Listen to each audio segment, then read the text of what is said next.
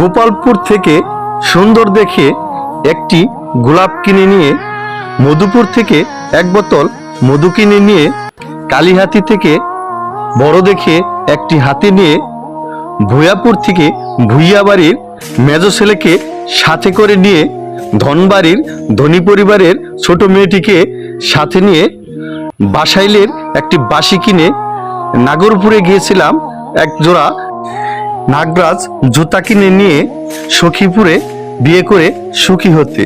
কিন্তু ভাগ্যের এমন নির্মম পরিহাস যে ঘাটাইলের এক ঘাতককে সাথে করে নিয়ে মির্জাপুরের মির্জাবাড়ির মিজানুর রহমান আমাকে ছুরি দিয়ে আঘাত করে। দেলদুয়ারে দিলদার সাহেবকে সাক্ষী রেখে 304 টাকা দেনমোহর ধার্য করিয়া বিবাহ অনুষ্ঠিত করে। এ হলো আমার টাঙ্গাইলের বিবাহ বিচ্ছেদের কাহিনী। কে কোন উপজেলার অবশ্যই কমেন্ট করে জানাবেন।